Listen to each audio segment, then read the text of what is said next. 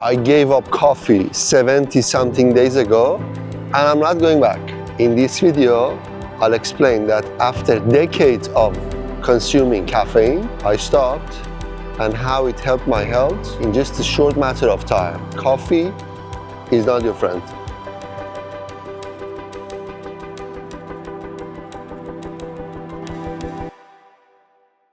You see, I've always been an early bird.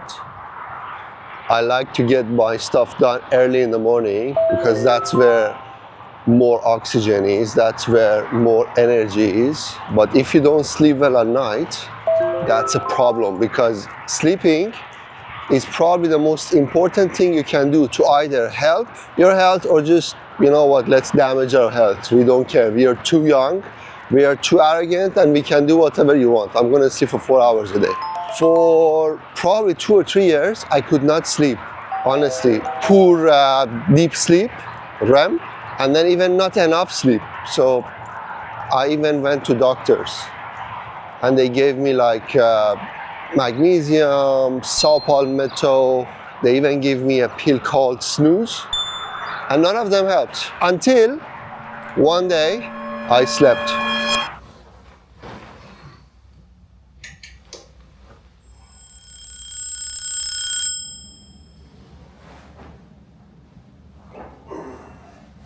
And then next morning, I'm like, what happened? Why did I suddenly have a nice sleep? Kept wandering around, kept looking of what's changed the other day. And then I realized, oh, I didn't have coffee yesterday. And let me remind you that I never have coffee, or I never had coffee after 12 p.m. So it wasn't like I'm having coffee late in the afternoon. So you know what I did? I did an experiment. And I didn't have coffee the next day. Guess what? I slept again. And that for me was a sign that coffee is not my friend. So then all I did was to cut coffee for a few more days to get a confirmation that I'm sensitive to caffeine. Even one coffee before 12 p.m. would damage my sleep. So then I said, you know what? I like challenges, no more coffee for MR7. This was 4 days ago. I'd be honest, it wasn't easy, but it happened. And now, 70 something days later, I've not drank one coffee. Sometimes I feel like I miss the smell and the taste of coffee, and that's when I have decaf coffee. It's almost the same, and it has almost no caffeine.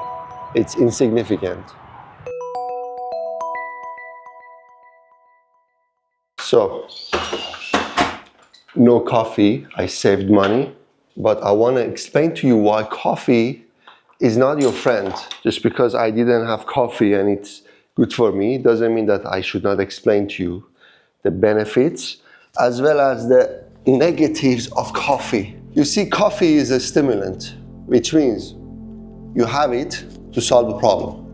So you did not sleep last night, you wake up tired, you have a long day, you have a meeting, you have to go to gym, and then you take that coffee, one sip, get a kick, get something done. But you don't need this if you solve the problem, which is lack of sleep, which is lack of recovery. So what I did, I said to myself that you want to solve the problem short term, like you going to the gym and you don't have energy, and in that moment you want to solve that, or you want to see the bigger picture, that is your health.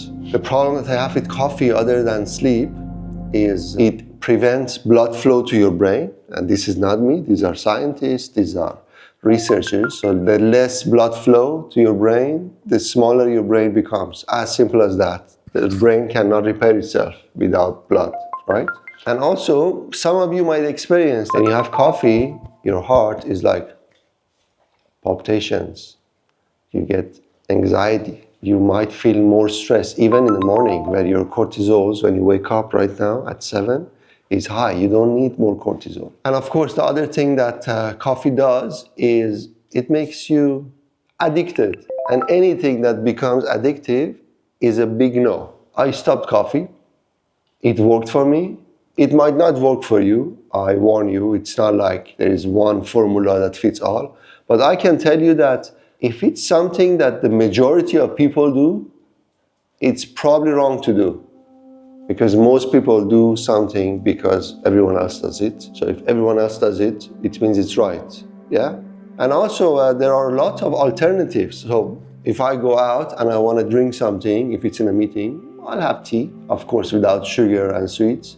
I'll have ginger, so you can just squeeze ginger, let it boil, put it in water, add a bit of honey, add a bit of lemon. That's even nicer than coffee. And also if you want to lose weight, the chances are you're having coffee with milk. There are not many people who have espresso or who have Americano.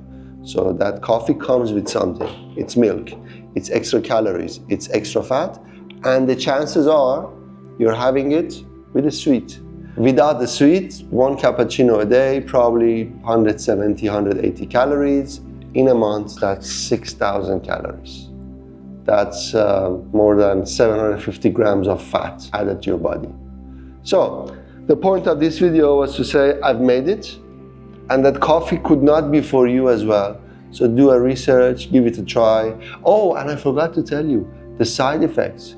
You know, for the first 2 weeks, I had headaches.